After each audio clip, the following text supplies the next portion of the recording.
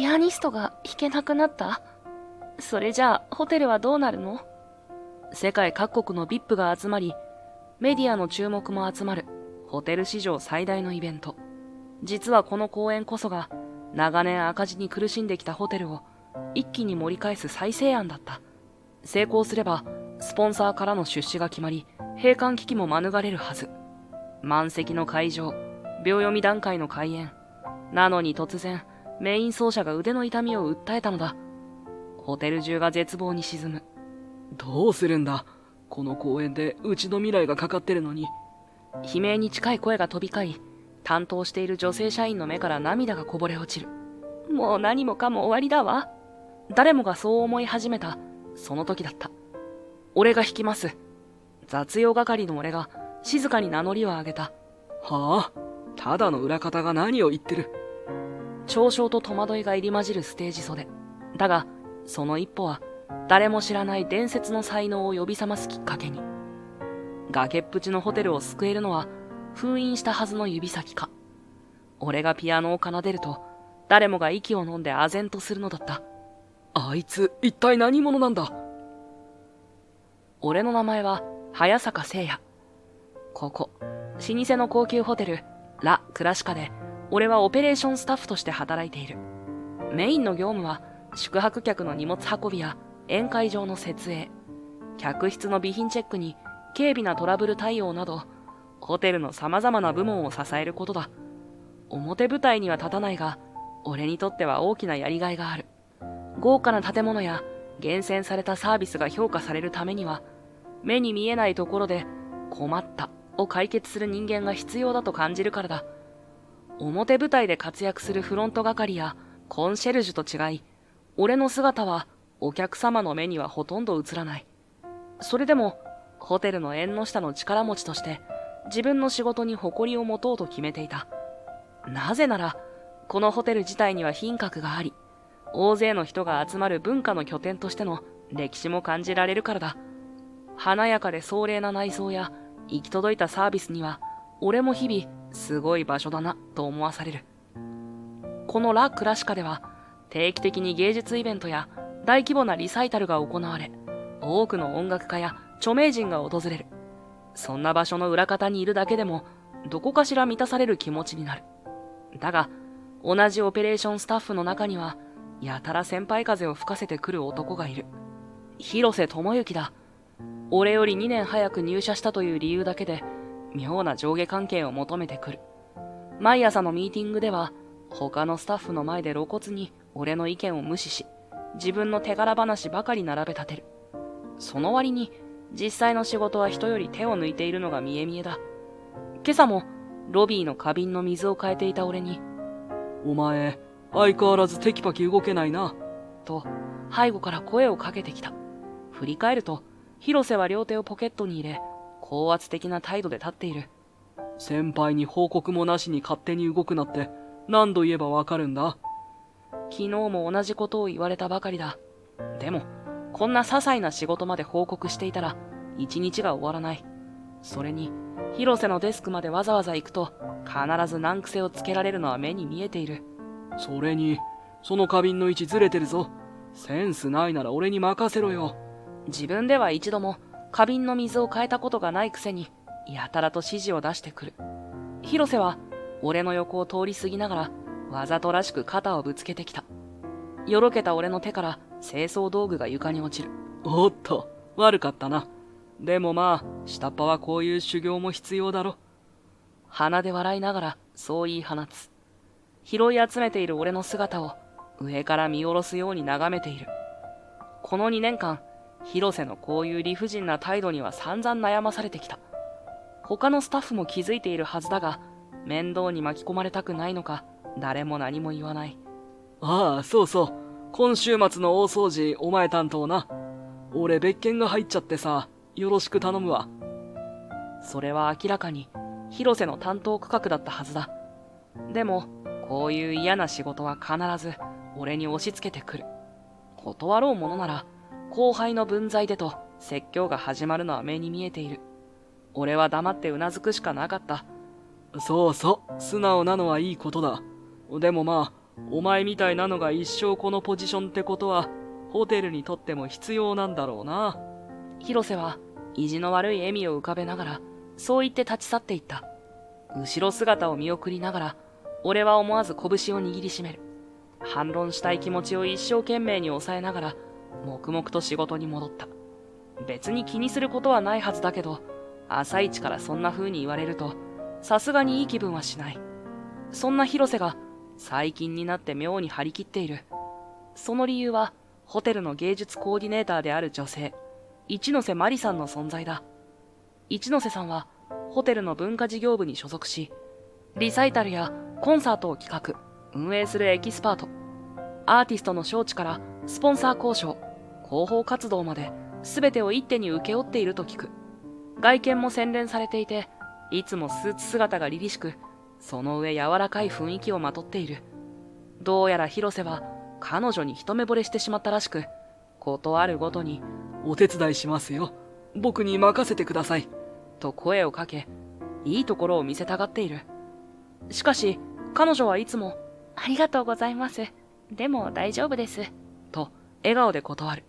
もともと優秀な彼女だから、あまり人に頼りすぎないし、広瀬の過剰なアピールに気づいてはいても、直接苦言を呈すことはないのだろう。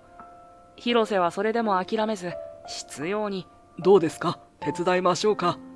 と繰り返しているのだが、それがますます空回りしているように見える。そんなある日、次回のリサイタルに向けた大ホールの準備が立て込んでいた。いつものように裏方の作業を淡々と進めていた俺だったが、突然、音響スタッフが困った顔でこちらを呼びに来た。スピーカーのセッティングに問題があるらしく、残響のバランスがおかしいという。広瀬も同じように手伝いを申し出たらしいが、どうも解決に至らず、拉致が開かない状況らしい。すみません、早坂さん。音響の具体的な調整に詳しい人って他に見当たりませんか？スタッフの問いに、俺は少しだけ躊躇した。でも、ちょうどホールの音響特性について昔勉強した記憶が蘇る。俺はその知識をもとに、スピーカーの配置やデシベルの調整方法をスタッフと一緒に検証し始めた。棚の奥から適切な機材を持ち出して、実際に試行錯誤する。すると、不思議とうまく音のバランスが取れるようになっていった。早坂、お前、こんなのどうやって知ってんだ？と、広瀬が口を挟んできたが、俺はただ黙って作業を続けるだけだった。目の前の仕事に集中しながら、最終的にきちんと音響が整ったところで、音響スタッフと一ノ瀬さんに確認してもらうと、納得のいく仕上がりだったようだ。すごいですね。早坂さん、まるでプロに任せたみたいに完璧。一ノ瀬さんが目を丸くして言う。その横では、広瀬が唇を噛んで、悔しそうな表情を浮かべていた。その日の作業後、一ノ瀬さんは俺を呼び止めた。ちょうど夕方頃で、みんなが片付けを始めるタイミングだった。今日は本当に助かりました。もしよかったら、この後少しだけお時間をいただけませんか？お礼に食事でもどうかなと思って。俺は一瞬戸惑った。コーディネーターとはいえ、上司でもないし、立場的にはそこまで直接のつながりがあるわけではない。それなのに、わざわざ食事に誘われるなんて思ってもみなかったからだ。だが、彼女の目には感謝の気持ちが滲んでいて、真剣な表情だった。もちろん構いませんよ。でもそんなお礼だなんて、俺はただできることをしたまでで。そんな謙遜しないで。さ、行きましょう。こうして俺は生まれて初めて裏方スタッフとしてではなく、個人として一ノ瀬さんと向き合う時間を持つことになった。ホテルの敷地内にあるレストランで彼女とテーブルを囲むのはなんだか不思議な気分だった。一ノ瀬さんはにこやかな顔で席に着いた。いつもの凛々しい印象とは違う柔らかい雰囲気をまとっていて、その姿が目に入るたびに心臓がドキドキとうるさい。俺はせっかくの食事もそっちのけで落ち着かず、なんだか背筋をまっすぐに伸ばしたり、無意味に箸を握りしめたりしてしまう。視線をどこに向けていいのかもわからず、とにかく顔が熱い。そんなに緊張しなくても。と彼女は微笑むが、その笑顔がまた眩しくて、ますます俺はそわそわするばかり。いつもお仕事大変そうですね。こういう時間取れてるんですかと、無理やり言葉を振ってみるものの、喉が渇いてうまく声が出ない。まあ、最近はバタバタだけど、今日みたいに緊急で準備が必要な日が終わると、少し余裕がありますよ。早坂さんこそ、オペレーションスタッフって大変でしょ？どうしてこの仕事に就いたんですか？不意に投げかけられた問いに、俺は声を詰まらせた。まさか、そんなことを聞かれるとは思わなかったから、どう答えようか迷う。彼女の純粋な瞳が、まっすぐこちらを見据えていて、薄っぺらい返事などできそうにない。と口ごもる俺に気づき、彼女ははっと表情を変えた。あ、ごめんなさい。デリカシーがなかったですね。面接官でもあるまいし、急に根掘り葉掘り聞いて。いえいえ、そんなことないですよ。ちょっと、なんて言うんでしょう。うまく話せる自信がなくて。そうよね。誰だって人に話せないことや整理がついてないこといっぱいあるわよね。そう言ってから一ノ瀬さんは自分のグラスに触れ、少し言いにくそうに続けた。これでも私実は昔は音楽家を目指してたんですよ。音大にも行きたかった。でも親が将来性がある道を選びなさいって反対して、それで今の進路に進んだんです。最初は音楽の道を諦めなきゃいけないって思ったけど、せめてサポートする立場になれればいいかなって、それでこのホテルの文化事業部を選んだんです。彼女の表情が曇る。でも、いざやってみると難しくって、理想と現実のギャップに戸惑うばかり。音楽家たちの要望に応えながら、経営側の意向も組まなきゃいけない。時々、自分にはこの仕事は荷が重すぎるんじゃないかって。一ノ瀬さんがテーブルに視線を落とす。実は、不景気の影響で、ホテルのコンサート事業を縮小する話が出ているんです。スポンサーからの出資が減ってきたこともあって、今回のリサイタルを最後に定期公演を打ち切るかもしれないって。音楽ってお金になりにくいし、不景気ってなると真っ先に削られるのが文化事業。いつも限られた予算で何とかやりくりしなきゃいけない。正直、私がやってることって本当に意味があるのかなって落ち込むこともあるんです。そうこぼす一ノ瀬さんに俺は素直に言葉を返す。一ノ瀬さんの仕事って本当は演奏家よりもっと大切なのかもしれません。だって音楽家の思いとお客様の期待、両方を理解してそれを形にする。その架け橋がなければ素晴らしい音楽も人には届かない。時代が変わってもその役割は絶対に必要なはずです。一瞬考えてからさらに言葉を重ねた。それに一ノ瀬さんのような人がいるからきっと多くの音楽家が安心して演奏に打ち込めるんです。プレイヤーじゃないからこそできることがある。それを一ノ瀬さんは誰よりもうまくやってると思います。その言葉しっかり覚えておきますからね。彼女はそう言ってグラスのワインを一口飲んだ。さっきまでの迷いは消え、瞳には新しい光が宿っている。今回のリサイタル絶対に成功させたい。このホテルの歴史に新しい1ページを刻むような素晴らしいものにしたいんです。それができたらきっとこの先も。一ノ瀬さんの声には確かな手応えが感じられた。この人とならきっと何かを変えられる。そんな予感が俺の胸の奥で静かに膨らんでいく。ありがとう早坂さん。今夜お話できて本当によかった。外に出ると夜風が心地よく頬を撫でていった。ホテルの窓明かりがまるで音符のように並んで見える。俺はまだこれから起こる様々な出来事を知る由もなかった。だがこの夜を境に自分の中で何かが大きく動き出したような気がしていた。あれから数日が過ぎ、一ノ瀬さんと過ごした夜の会話は俺の中でずっと熱を持って残り続けている。仕事終わりのせわしない時間にふとあの夜の光景が蘇ってきては、彼女の真剣な眼差しや柔らかな笑みを思い出していた。そんな中、ホテルラ・クラシカ全体がざわつくような大きなニュースが飛び込んできた。今回のリサイタル、あの柏木誠二が出演してくれるらしいよ。同僚スタッフの興奮混じりの声を耳にしたとき、俺は思わず作業の手を止めた。柏木誠二。一時期、日本だけでなく、世界的に名を轟かせた若手天才ピアニスト。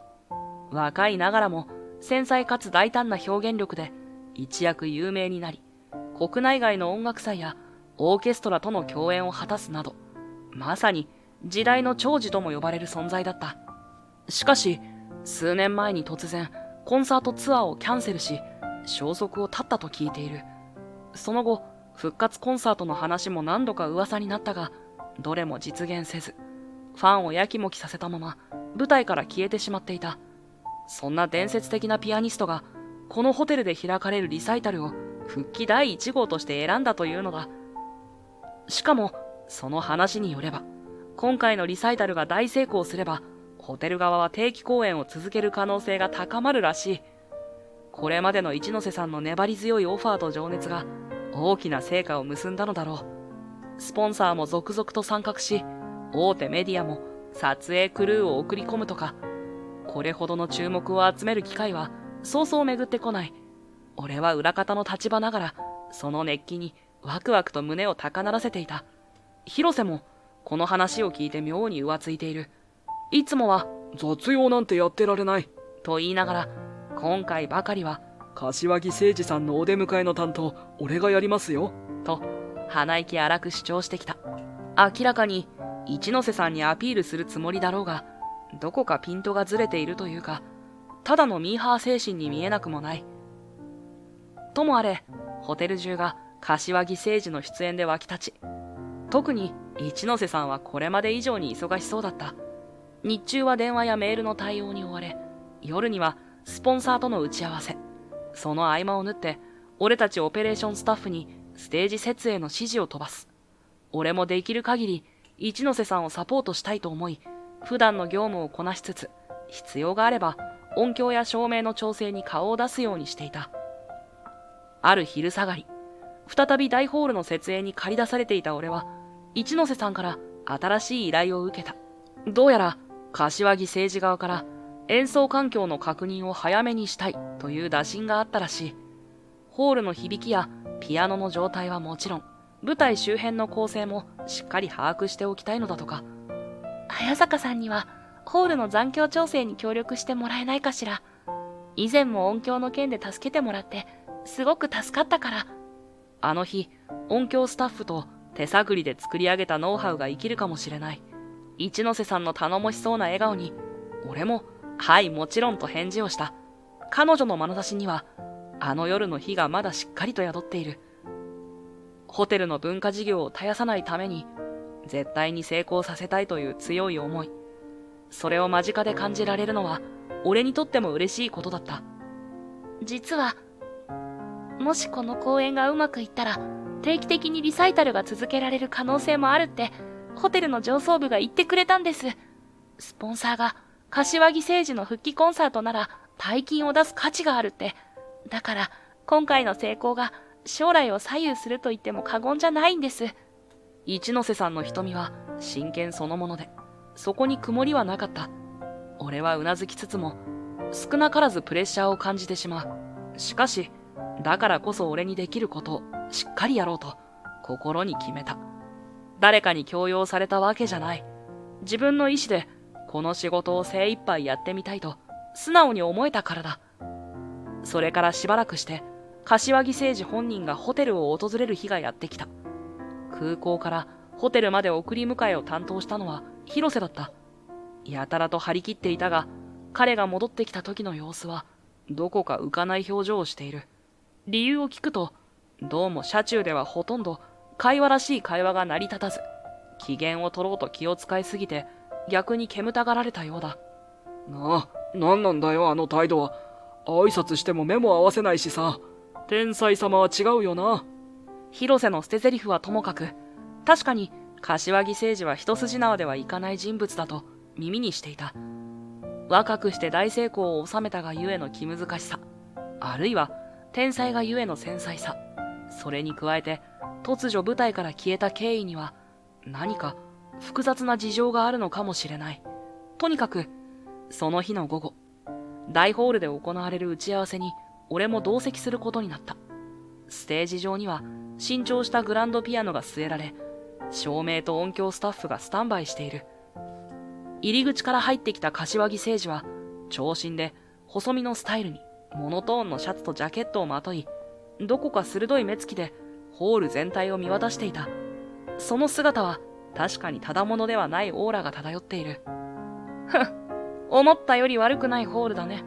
一ノ瀬さんが軽く会釈をして挨拶をすると、柏木誠二はそれを見下ろすような態度で、ああ、とだけ返す。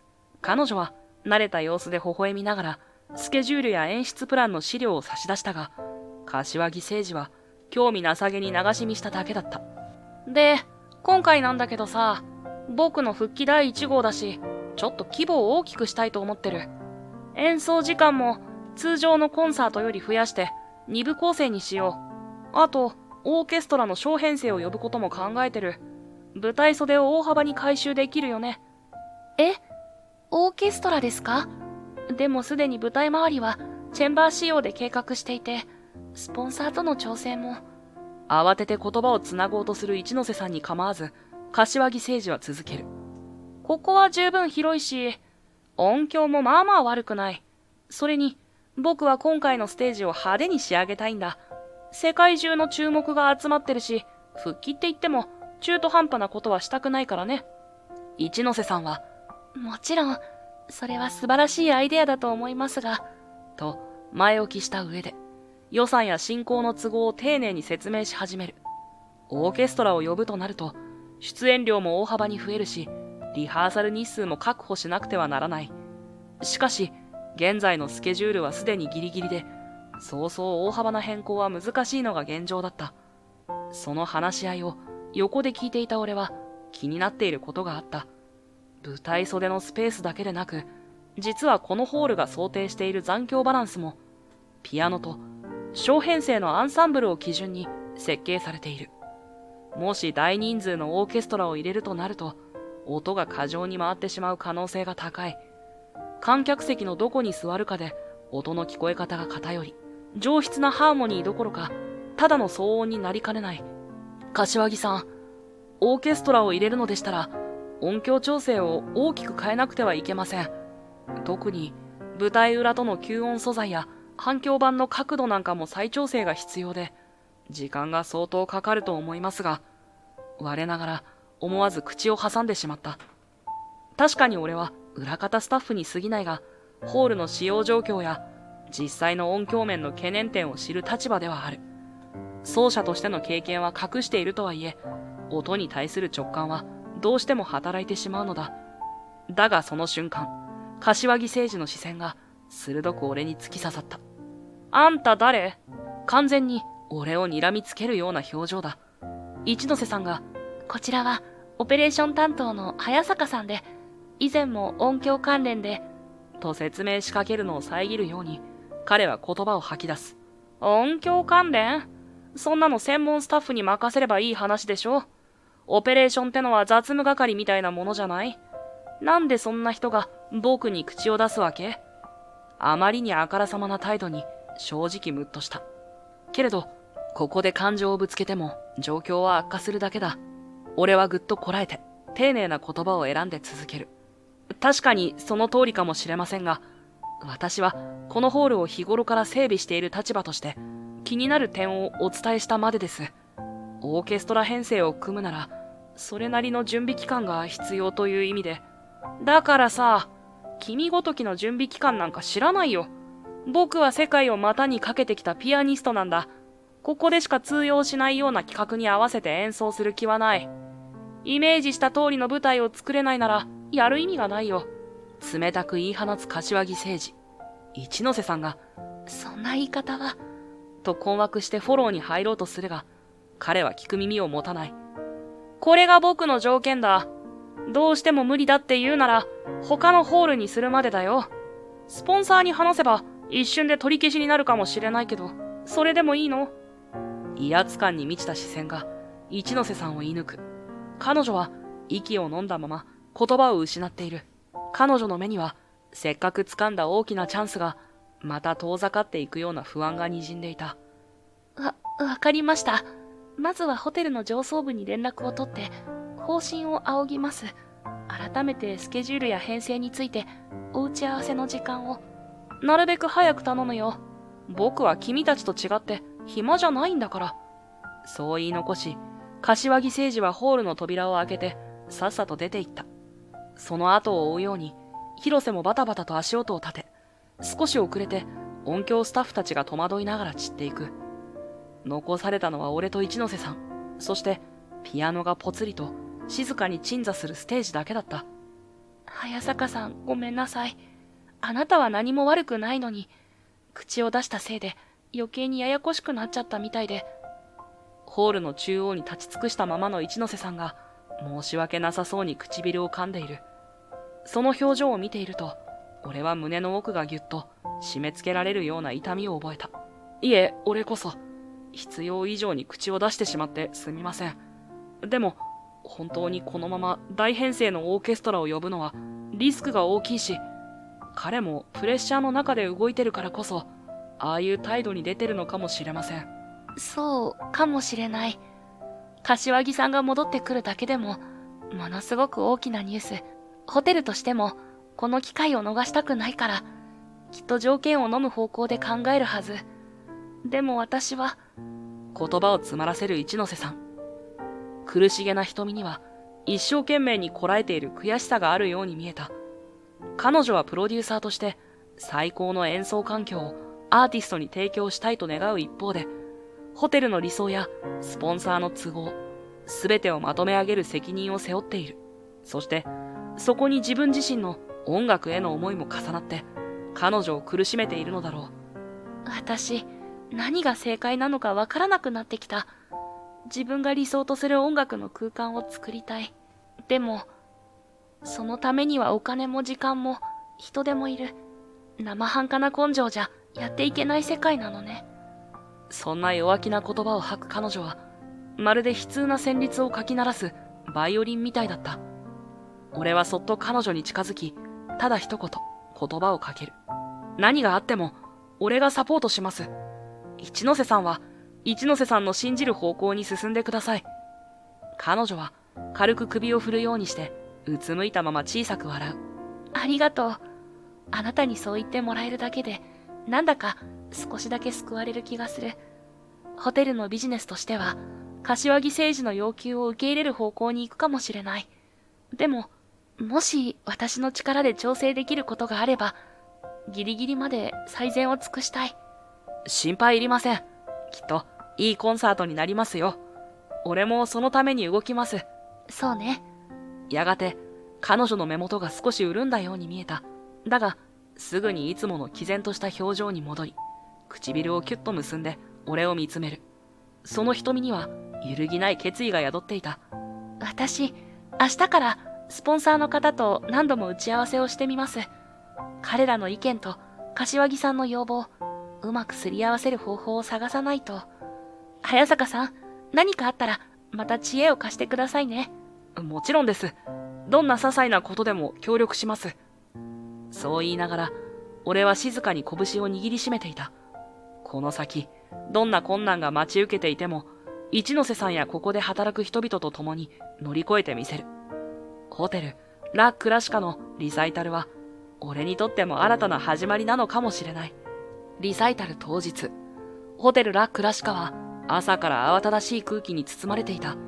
スタッフルームやホールの廊下を行き来する人々の表情は、皆、少なからず緊張と高揚が入り混じった様子だ。何せ、伝説のピアニストとして名を馳せた柏木誠二の復帰公演。しかも、今回はオーケストラを伴い、通常より派手な2部構成が予定されている。とあって、訪れる観客たちの期待値も高い。会場時間が近づくにつれ、エントランスホールには格式高そうな服装に身を包んだ来場者たちが次々に押し寄せてきた。男性はタキシードやダークスーツ、女性は華やかなドレスや和装、中には明らかに大企業の重役らしき風貌の人々もいるし、新聞社やテレビ局の取材クルーらしき姿も見える。目の肥えた音楽ファンも多いだろうし、単に柏木誠二の復帰という話題性に乗ってやってきたミーハー層も少なくはないだろう。そしてついにリサイタルの第1幕が幕を開ける。あたりが暗転し、スポットライトがステージ中央を照らす。続いて、オーケストラが調律を終え、指揮者の合図とともに前奏が始まった。それは、絢爛かつ重厚なクラシックの名曲で、客席を一瞬にして深い音の世界へ引き込む。やがて、柏木誠二が颯爽と登場すると、会場は割れんばかりの拍手に包まれる。黒いタキシードに身を包んだ姿は、まさにスターと呼ぶにふさわしいオーラを放っていた。彼は、指揮者と軽く視線を交わすと、ピアノの前に腰を下ろし、静かに深呼吸。そして、始まった。彼の奏でる旋律は、まるで生き物のように力強く、そして繊細だ。残響を巧みに操りながら、左手は重厚な和音を、右手は流れるようなメロディーラインを紡いでいく。その華やかさと気迫に、客席は瞬く間に魅了されたようだった。俺も舞台袖で見守りながら、思わず背筋がぞっくりとする。第一幕が終わると、再び会場は盛大な拍手と歓声に包まれ、幕間へと移る。客席では、休憩時間を利用してロビーに向かう人、談笑する人、今の演奏の感想を熱く語り合う人など、おのおのが余韻を楽しんでいる様子だ。俺はといえば、舞台袖や楽屋周りを走り回りながら、引き続きトラブルがないかチェックしていた。すると、楽屋に通じる廊下のあたりで、スタッフの慌ただしい声が聞こえる。どうしよう。このままじゃ第2幕は。何やらただならぬ空気を感じ、俺は足早にそちらへ向かった。扉を開けると、中では、柏木誠二のマネージャーや、オーケストラのコンマス、そして、一ノ瀬さんが深刻そうな表情で立ち尽くしている。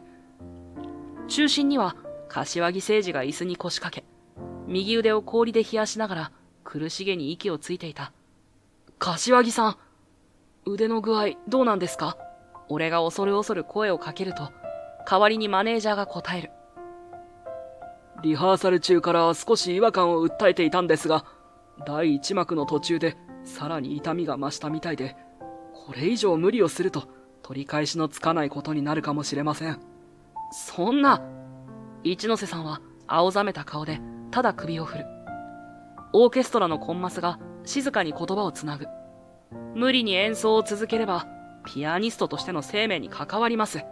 もちろん僕たち全員が柏木さんの復帰を待ち望んでいましたし、このリサイタルも成功させたい。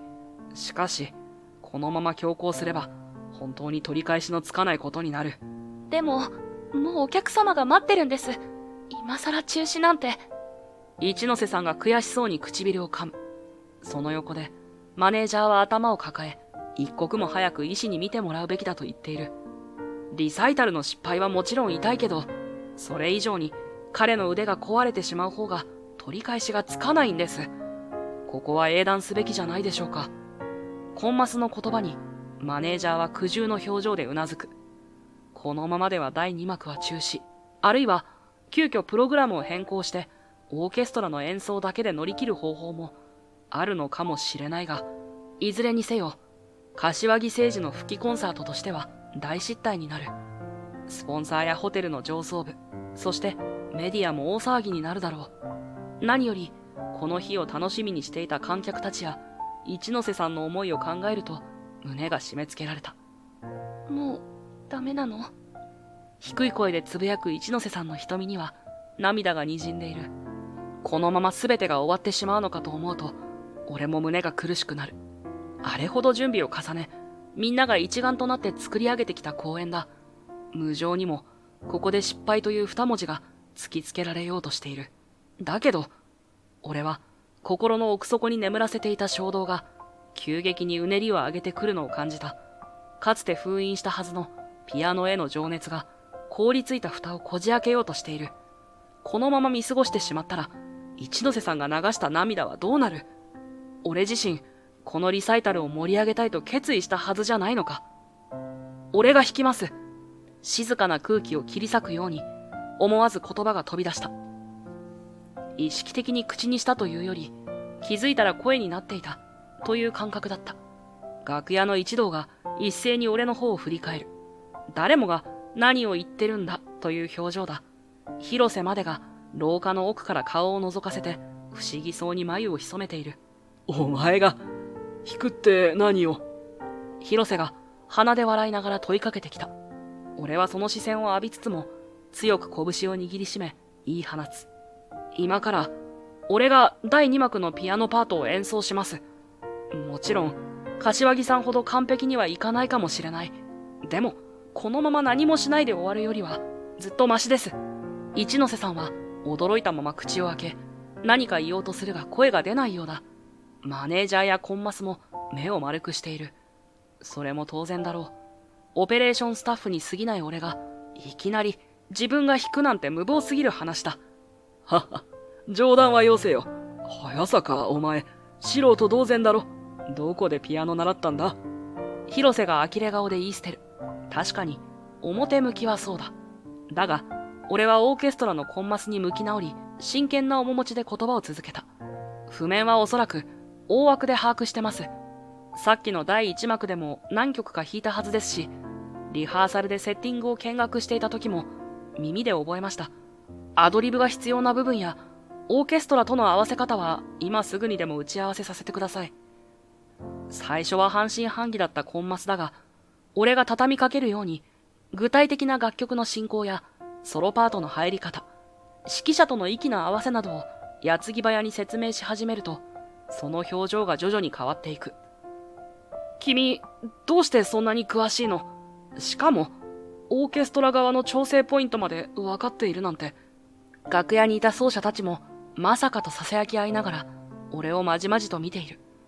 ここで本当は何があったか、過去を洗いざらいにする必要なんてない。それでも、この場をどうにかするために、自分が持てる知識と経験を全て出し切るしかないんだ。お願いです。時間は限られています。譜面を見せてもらえれば、ざっと一度確認します。ポイントだけしっかり共有できれば、俺は本番で弾くことができます。時間は刻一刻と迫っている。客席では第2幕の開始を待ちわびる観客たちが、そろそろ席に戻り始めているはずだ。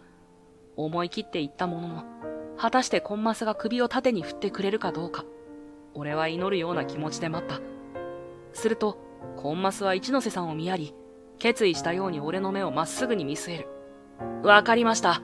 正直無謀だと思います。でも、今はそれしか手がない。俺たちオーケストラも、ここで終わりにしたくないんです。ありがとうございます。思わず深く頭を下げる俺。するとマネージャーが、ちょっと待てと声を上げる。そんなど素人に任せられるか。万が一音を外したらどうする？この大事な吹きコンサートを台無しにする気か？マネージャーの主張はもっともだ。だが、その言葉に、柏木誠二本人が苦しげな声で返す。俺も、ここで無理に出たら、一生弾けなくなるかもしれない。みんな頼む。彼に任せてくれ。痛みに耐えながら、唇を噛む彼の姿に、一同は息を飲む。早坂さん。震えながら口を開いた一ノ瀬さんが、俺の目をじっと見つめる。あなたが弾けるんですか？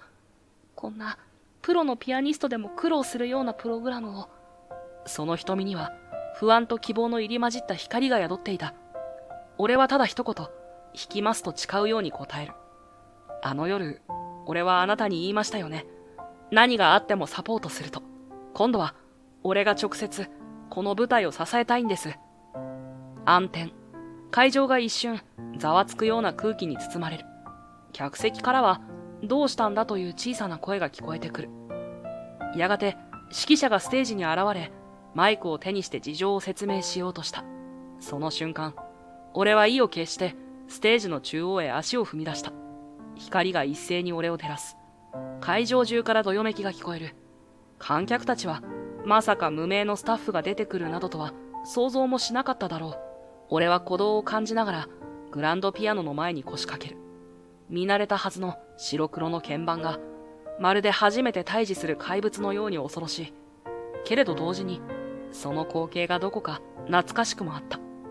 指揮者が振り返って小さくうなずき、ゆっくりとタクトを掲げる。オーケストラの助走が静かに始まったところで、俺は呼吸を整え、慎重に第一音を奏でる。流れ出す旋律は自分でも驚くほどスムーズに紡がれていく。譜面に書かれた複雑なパッセージやオーケストラとの絡み合いも、まるで体が覚えているかのように自然と溶け合っていった。動揺しているはずの指揮者やコンマスたちも、すぐに俺のペースに合わせ始める。客席からは、驚きの声が上がっているが、そんなものは耳に入らなかった。その時、急な静寂のパートに入り、ソロが際立つ区間。ふと、コンマスがこちらを見て軽くうなずいた。あたかも、大丈夫、進めと言わんばかりに。俺は一息入れ、情感を込めて鍵盤を叩く。流麗なトリル、繊細なリタルダンド、そして劇場のようなグリスタンド。すると、ステージの奥からコンマスが驚いたような声を上げた。小さく漏れたその言葉は、明瞭に俺の耳に届く。あなた、もしや、早坂シュピールマン奏法の。それは、かつて一部の音楽関係者の間で騒がれた、俺の特殊な奏法に対する呼び名だった。若き天才ピアニスト、早坂聖也としてコンクールを総なめにしていた頃、クラシック界隈で一瞬だけ話題になった異色のタッチ。だが、その名声はある日を境に、散り散りになり、俺自身も二度とピアノに触れることを封じていた。最後の和音が鳴り終わる。会場のあちこちから拍手が起こり、それが一瞬にしてスタンディングオベーションの大歓声へとつながっていった。信じられない光景だった。まるで夢を見ているような感覚の中で、俺は鍵盤に手を置いたまま、呆然とステージ上に立ち尽くす。ああ、まだ俺はピアノを弾けるんだ。そう思うと、胸が熱くなって、思わず涙が滲んだ。顔を上げると、客席の奥で、一ノ瀬さんが目を潤ませながら、小さく拍手を送っているのが見えた。彼女の瞳には、驚きと、それ以上の喜びと安堵が混ざり合った輝きがあった。ライトの熱を背中に感じながら、舞台袖にいるオーケストラの仲間や、懸命にサポートしてくれたスタッフたちの姿が目に入る。広瀬までもが、呆然とした表情を浮かべているが、それだけ衝撃が大きかったのだろう。コンマスは、そっと楽譜を閉じながら、俺の名を呼んだ。あなたが、噂に聞いた、早坂聖也なのですね。やがて湧き上がる拍手と歓声が、まるでこのホテルの天井を突き破るように響き渡る中、俺は深く頭を下げた。これが、新しい始まりとなるかもしれない。そんな予感を抱きながら、ステージの上で静かに目を閉じた。ステージ上での奇跡のような第2幕が終わった後、俺は楽屋の一角でしばらく呆然としていた。すると、どこからともなく、こんなにすごい演奏ができるなんて、一体何者なんだ？まさか、本当に元ピアニストだったのか？という声がちらほら聞こえてくる。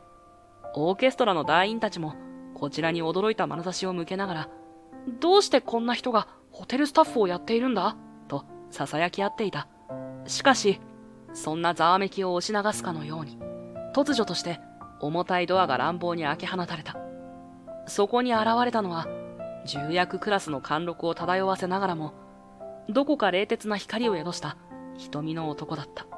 周囲の空気が一変する。今回の特大スポンサーである柏木宗一郎だ。どうも皆さん、素晴らしい公演だったね。いや、正確にはやけに派手なトラブルのせいで、なおさら話題性は十分ってところか。彼は口元にうっすら笑みを浮かべながらも、その声にはまるで寒風のような冷たさがある。ホテル側の幹部たちが慌てて頭を下げるが、その視線は鋭く、誰一人としてまともに顔を上げられないでいる。今回の復帰公演に大金を出してやったのは他でもない我が社だ。君たちホテルラ・クラシカもそのおかげでここまで大々的に宣伝を打てたんだろう。彼はそう言いながら壇上の資料を手にし、ページをめくるふりをする。スポンサーとしての権力を誇示する態度は明らかだ。ちょうど一ノ瀬さんもホールでの応対を済ませて楽屋に戻ったばかりだったが、その顔には緊張が走っている。しかるに、どうやら予期せぬ人物が舞台に立ったようだね。柏木誠二が倒れた代役だと。ああ。彼の目がまっすぐこちらを射抜く。まさか早坂聖也がまだこの世界でピアノにすがりついているなんて思わなかったよ。周囲のスタッフがざわつき始める。彼はわざと大きな声で言葉を続けた。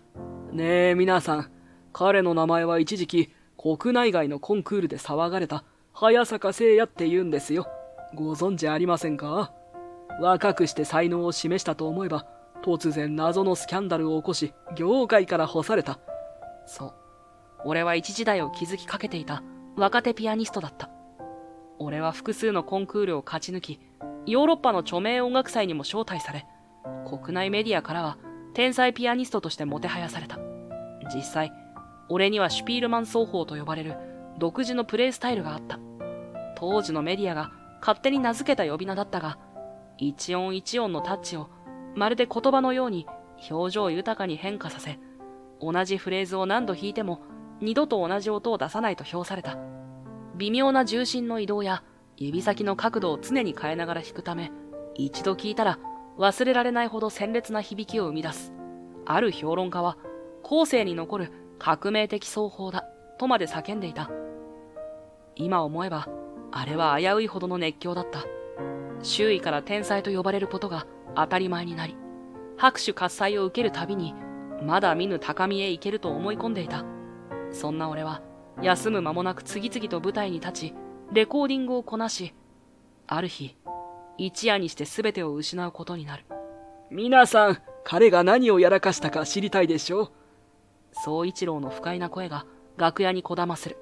周囲が一斉に耳をそば立て、俺に視線を向ける。こいつは当時アジアでもヨーロッパでも名を轟かせるところまで行きかけていた。天才だの革命児だのもてはやされたが、実は裏ではスポンサー買収や違法演奏なんかで汚い金を受け取っていたという噂が持ち上がったんだ。結局証拠写真も出回ったし、業界の大口スポンサーたちが一瞬にして手を引いた。メディアも一斉に叩き始め、世間は噂を真実として受け入れた。で、結果はご覧の通り。誰もが彼を汚れたピアニストと呼ぶようになった。周囲のスタッフが息を飲む。俺が噂の中心であった過去に関して一切否定できなかったことは事実だ。何しろ全く身に覚えのないことでバッシングされ、当時の俺は憔悴しきっていた。一生懸命に反論する力など残っていなかった。世間が求めているのはスキャンダルの炎上であり、事の真偽など二の次だったから。そして俺はステージから姿を消した。シュピールマン奏法とまで呼ばれた個性的な音色が一夜にして封印されたのだ。なんてことだ。周囲のスタッフたちも思わず言葉を失っている。一ノ瀬さんが心配そうに、そんな噂、ただのデマに決まっています。と訴えかけようとするが、宗一郎は彼女の言葉を待たずに口を開く。まあデマかどうかはさておき、彼に汚れた過去があるのは事実。そして彼の存在がこのホテルの品位に関わる可能性があるのも事実。そう思わないか？その時、彼はさらりと恐るべき宣言をした。私としては、こんな過去を持つ男が堂々と舞台に立つようなホテルとは、これ以上付き合えませんね。よって、スポンサー契約は破棄させていただきます。言った瞬間、空気が一気に凍りつく。ホテルの幹部たちが慌てふためき、一ノ瀬さんも、そんな、困ります、と絶望的な声を上げる。ここでスポンサー契約を切られてしまえば、ホテルのリサイタル事業はもちろん、その他の文化事業も根こそぎが危機にさらされる。客席は大成功の熱気に包まれているというのに、舞台裏では最悪の結末が垂れ込めていた。まあ、唯一の譲歩として、こういう条件を出すことはできるかな。宗一郎は、まるで哀れむような視線をこちらに向けた。早坂聖也がこのホテルに留まること自体は構わない。だが、今後どこであろうとピアノを弾くことは一切許さない。人前での演奏など言語道断だ。おとなしく裏方スタッフに徹するというのなら、今回の一件は多めに見てやろうじゃないか。だってそうだろ。彼の演奏を聞いた誰かが、彼の素性を知り、このホテルの評判を貶めるかもしれない。そんなことは絶対に避けたいからね。この非常な言葉に、俺は唇を噛みしめる。周囲のスタッフたちも暗い表情を浮かべ、一ノ瀬さんに至っては、そんな無茶苦茶な、と声を震わせている。むちゃくちゃ言葉を選んだ方がいいよ、君。宗一郎の冷酷な視線が一ノ瀬さんを射抜く。あなたも立場が危ういんじゃないのか？私がスポンサー契約を破棄すれば、ホテルの文化事業は縮小どころか廃止になるかもしれない。そうなればコーディネーターを務めるあなたのポジションだってどうなるか。想像に難くないだろう。一ノ瀬さんは言い返そうとするが、その言葉はうまく声にならない。彼女はこれまで一生懸命にスポンサーをつなぎ止めてリサイタルを企画、運営してきた。ここで契約を切られたら仕事を失う可能性だって十分にある。言っておくけど、私を敵に回すなんてリスクの高いことをする余裕、君たちにあるのか？状況をよく考えるんだな。周囲の視線が痛い。一ノ瀬さんも、そんなのあんまりです、と泣きそうな顔で俺を見つめているが、正直これ以上迷惑をかけたくない思いが強い。このホテルの文化事業を潰すわけにはいかないし、一ノ瀬さんの夢や努力を踏みにじることは絶対にしたくない。俺は小さく息を吸い込み、静かに口を開いた。わかりました。その一言に一ノ瀬さんが早坂さんと驚いた声を上げる。ホテル幹部たちはほっとした表情を見せるが、それが妙に痛々しい。俺はピアノをもう二度と弾きません。ずっと裏方に徹します。だからどうかこのホテルを、彼女の仕事を守ってください。そう言うと宗一郎は不敵な笑みを浮かべて肩をすくめた。まるで最初からそう言えばいいのにという長老が混ざった仕草だ。その時不意に廊下の奥から声が響いた。それでいいのかよ早坂さん。その声は痛みで満足に動けないはずのピアニスト柏木誠二だった。彼は腕にサポーターを巻き、マネージャーやコンマスの付き添いを受けながらこちらにゆっくりと近づいてくる。まだ顔色は良くないが、その瞳には強い意志が宿っていた。あなたはまたピアノを諦めるのか？あの時みたいに何も言わずに姿を消すのか？その問いに俺は苦々しく目を伏せる。確かに過去のスキャンダル騒動の時も俺は反論することなく逃げ出してしまった。結局それが誤解を解く機会を自ら失ったということはうすうす分かっていたけれど。早坂さん覚えてる？俺とあなたが同じマスタークラスで切磋琢磨していたこと。そう。俺たちは世界的なピアニストが主催する特別レッスンに参加し、朝から晩まで鍵盤に向かい合っていた。俺たちは良きライバルとして互いを高め合う存在だった。はじめは正直に言えば少し妬ましかったんだ。どんな難曲を課されても、あなたの指先は軽やかに踊り、誰にも真似できない音の世界を作り出してしまう。あの時間は俺にとって忘れられない宝物だ。いつかは追いつきたいと願ったし、あなたを超えたいとも思っていた。今なら言えるよ。俺はあの時、あなたと同じ場所で学べたからこそ、今もピアノを続けていられる。それほど大きな存在だったんだって。この先だってずっとそう思ってる。語る声が思い出の熱量と切なさを帯びている。あの頃の俺たちはまさに高みを目指すライバルであり同志だった。輝きの絶頂にいたあなたとそれを追いかける俺。その関係は人生で最も刺激的な日々を与えてくれたんだ。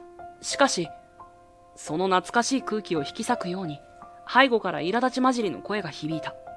おい、何を言うんだ誠司。こいつの汚れた過去を忘れたのか？こんな信用ならない人間が二度と音楽を語るなんて許されるはずがないだろう。その言葉に柏木誠二は顔を上げ彼を睨みつける。兄さん、本気で言ってるの？兄さん？俺や周囲のスタッフたちが思わず顔を見合わせた。まさか二人とも柏木って名字だったけど、そういうことだったのか？そう。誰もが気づいていなかったが、柏木誠二とこの男は実の兄弟だったのだ。俺が何も知らないとでも思ってた？その汚れた過去とやら、ほとんどがでっち上げなんだろう？兄さんが裏で仕組んだ捏造だってこと、俺全部知ってるよ。一瞬にして張り詰める空気。宗一郎が、バカを言うなと声を荒げるが、誠司は全くひるまない。兄さんは子供の頃から何でもこなせる天才だった。経営者になるべく英才教育を受けて、ビジネスの才能もあって、でも唯一、音楽だけは不思議と才能がなかった。だからこそ、音楽の才能を持つ俺を全力で応援してくれた。そう思ってた。でも違ったんだよね。誠司は苦しげに眉を寄せる。一番ライバルになりそうな相手が現れるたびに、妙な噂が流れたり、スポンサーを離脱させたりして、いつの間にか俺が勝ち上がる構図が出来上がる。幼い頃は何も知らなかったけど、大人になって気づいたんだ。兄さんが裏で暗躍していたって。言葉を失う宗一郎。周囲のスタッフたちも息を飲んで、このやりとりを見守っている。それでも、兄さんは、お前は俺の誇りだって言ってくれた。俺が優勝すれば、まるで兄さんの手柄みたいに扱われて、周りから評価された。でも、そんなの、ただの偽物じゃないか。聖司の声には悔しさがにじむ。一番俺を信じてなかったのは兄さんだ。自分の力じゃ勝てないんじゃないかって最初からそう思われてた。だからライバルを消す手段を躊躇なく使えたんだろう。そんなことで勝って、一体何の価値があるんだよ。聖司は右腕の痛みに耐えながら、なおも声を上げる。彼は俺の恩人なんだよ。あれはまだマスタークラスで一緒に学んでいた頃のことだったと思う。コンクールでうまく結果が出せず、連日の練習にも成果が見えなかった。やめちまった方がマシなのかも。そうつぶやいて、一人でピアノの蓋を閉じた夜があった。すると背後から軽く、コンコンとドアを叩く音がして、静かに扉を開けたのが早坂さんだった。もうやめたいなんて言うなよ。自分の限界なんて誰にも決められない。なあ、もう少し一緒にやってみようぜ。俺はその言葉に一瞬反発しそうになった。だって、天才と呼ばれていた彼が何も苦労してないように見えて、そんな偉そうに言う権利なんてあるのか？そう思ったんだ。でも彼は続ける。限界は自分で勝手に線を引いちゃダメだろ。もし本当に心が折れたなら、俺が毎日ここに付き合ってやるからさ。練習も何もかもどうにかなるって。笑いながら肩を叩いてくれたその手のぬくもりに、俺の胸の奥で固まっていた氷がじわりと溶けていくのを感じた。もう少しだけやってみようと思えたんだ。その言葉に俺は胸が熱くなる。聖司がそんな風に思っていてくれたなんて、当時の俺は全く知らなかったから。実は俺がしばらくピアノの世界から離れたのは手を痛めてたんだ。右手の腱かな、筋かな。医者には徹底的に休養してリハビリしないとダメって言われてた。俺はちょうどいいって思ったんだ。早坂さんの姿が消えたピアノ界なんてなんだか空っぽに感じてさ。あんなにも憧れた背中がなくなっちゃったら何を目標に弾けばいいのか自分でもわからなくなってた。でもさ、ある時彼女から熱烈なオファーを受けてね。そう言って一ノ瀬さんの方を見る聖司。最初は疑ったよ。ただスターの復活で盛り上がりたいだけなんだろうって。けどあんまり熱心に頼まれるからさ。そしたら思い出したんだ。早坂さんが前に言ってくれたこと。自分の限界なんて誰にも決められないって。俺が過去にもうやめたいってくじけかけた時、笑いながら肩を叩いてくれた。その時絶対に諦めるなって言われた気がして。で、ホテルに来てみたら憧れだったあなたが裏方スタッフをしていて、正直俺はショックだった。だからついきつい態度をとってしまった。聖司は俺の方に向き直って静かに頭を下げる。ごめんなさい。でもあなたのおかげで本当に素晴らしい公演になった。そして今度は俺があなたを守りたい。兄さん、頼むからもうやめてくれ。聖司がそう絞り出すと、あれほど勢いを持って言葉を投げつけていた宗一郎は不意に声を飲み込んだ。そして低く吐き捨てるように言う。お前、知っていたんだな。そりゃ、最初は気づかなかったけど、あれだけ偶然が重なればね。お前が苦労しなくて済むようにと思ってやったんだ。宗一郎はまるで自分自身に言い聞かせるようにつぶやく。お前が幼い頃、兄さんは何でもできる天才だって言ってくれたのが、どれだけ俺の励みになったかわかるか。低く震える声でそう漏らすと、宗一郎は苦しげに息をついた。周りの連中は当たり前のように俺を期待の星だと言い張って、時には完璧でなきゃ許されない空気があった。でもそんな追い詰められた俺にとって、弟のお前だけはほっとさせてくれる存在だったんだ。兄さんは何でもできるって、あの言葉にどれだけ救われたか。額に手を当てるようにして宗一郎は遠い記憶をたどる。だからこそ、何でもしてやろうって思ったんだ。お前が苦労しないように、勝ちやすくなるように裏で手を回してでも、お前のためだって信じ込んでた。でも結局、それは俺自身のプライドを満たすための行動だったんだろう。お前を守るどころか、余計に追い詰めてしまってた。視線を落としたまま、宗一郎は唇を噛みしめる。その背中は、どこか孤独で、むしろ弟を救いたいと、空回りしてきた自分を責めているようにも見えた。もういいって言われるかもしれないけど、それでも、できることなら償いたい。お前の未来を邪魔するんじゃなくて、心から応援してやりたいんだよ。これまですまなかったな。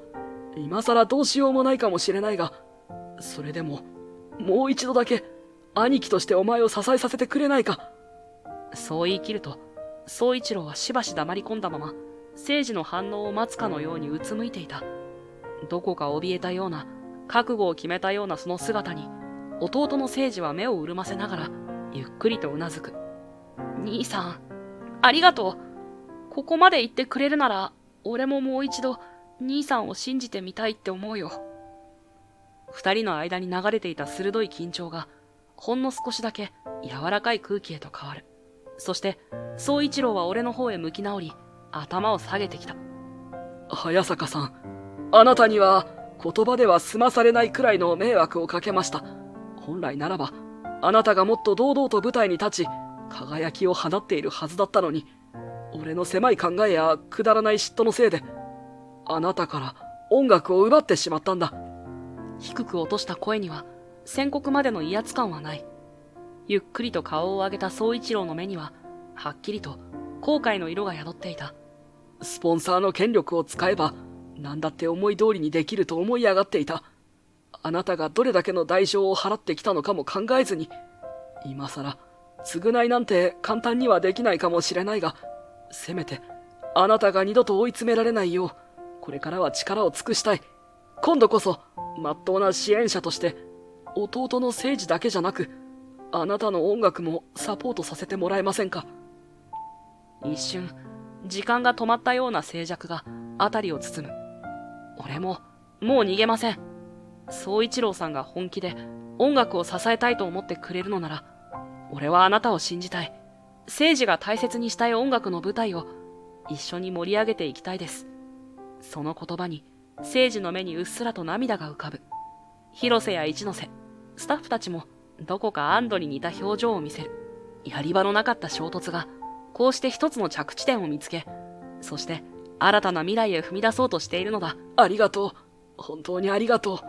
宗一郎はもう一度深く頭を下げ、その場にいた全員に向けて静かに謝意を示した。あれからわずか数日後、宗一郎さんは正式な場を設けて全ての真相を明らかにした。ホテルの幹部や音楽関係者、さらにメディア関係者までもが詰めかけた公開の謝罪会見で、宗一郎さんは自らの過ちを赤裸々に語った。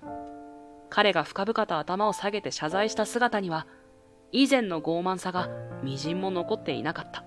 まるで昔の自分を全て否定するような痛切な表情を浮かべながら、どんな非難も受け入れます、と声を震わせていた。その瞬間、彼が心から改心したのだと感じた。その後、彼は法律の専門家による調査と手続きを受け、自身の不正行為や関与した陰謀に対する刑罰を課せられた。罰金や社会的信用の喪失も決して小さくはなかったと思う。けれど、彼はこれくらいで済むなら感謝しかないと言わんばかりに、むしろそれを新たな出発点にしていた。その後も彼は弟や俺の活動を陰ながら支え続けてくれている。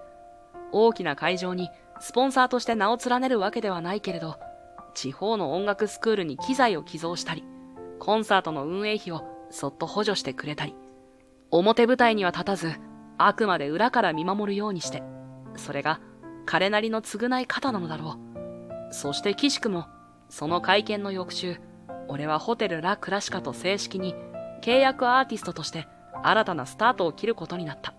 ホテル側としては、今回の騒動を逆手に取る形で、奇跡の復活を遂げたピアニスト、早坂聖也と銘打ち、文化事業をさらに拡充したいという思惑があるらしい。もちろん、単なる話題作りだけでなく、純粋に俺の演奏を評価してくれた上での申し出だというのは、一ノ瀬さんの目を見ればわかる。感慨深かったのは、同じオペレーションスタッフの面々が口々におめでとう、頑張れよと祝福してくれたことだ。あれほど俺に嫌味ばかり言っていた広瀬でさえ、今では、あの演奏震えたわ。俺さ、CD とか出したら買うから。と、すっかりファン気取りである。ぶっきらぼうな性格は相変わらずだけど、ちゃんとサインしろよ。家宝にするから。と、ワクワク顔で言う姿は、微笑ましくもあった。一方、柏木誠二は、先日のリサイタルの無理がたたったのか、医師から、なるべく早く手術を受けて休養しないと、将来的にピアノが弾けなくなる可能性がある、と通告を受けてしまったらしい。俺が楽屋でその話を聞いたとき、誠二は悔しそうにうつむいていた。しかしながら、それでも彼は前を向く。手術受けることにするよ。一度しっかり治す。